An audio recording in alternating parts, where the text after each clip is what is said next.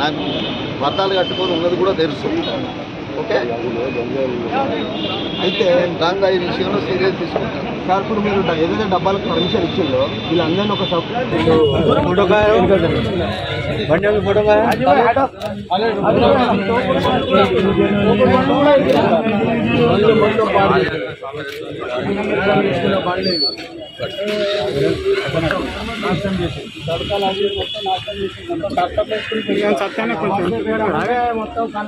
పరిస్థితుల్లో మీద వాళ్ళకి ఎక్కడ కూడా అన్యాయం జరగద్దని నిజంగా కూడా మెయిన్ రోడ్ మీద కూడా లేవు, పక్క సందులో ఉన్నాయి. మరి ఒక బీసీ నాయకుడు అయ్యిండు కూడా మరి ఇలా కులగొట్టిస్తుడు కరెక్టే కాదు. ఆయన కరెక్ట్ ఉండేది ఉంటే 4 పోషాబాబులు ఇంకెక్కువ కట్టించి ఆయన పక్క పెట్టుకోమనండి. నేను కట్టిస్తున్నా కదా, అలాగే కట్టియానండి.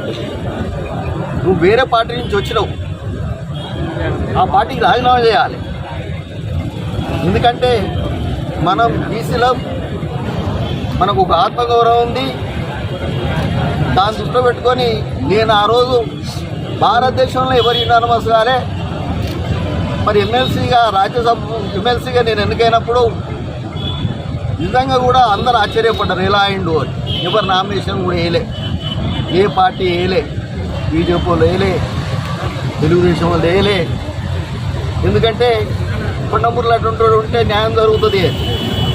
కానీ ఈరోజు నువ్వు నామినేటెడ్ పోస్టులు తీసుకొని వీటికి వచ్చి కాంగ్రెస్ వాళ్ళని ఇబ్బంది పెడితే, ఒక బీదలను ఇబ్బంది పెడితే మాత్రం చూస్తూ ఊరుకోం.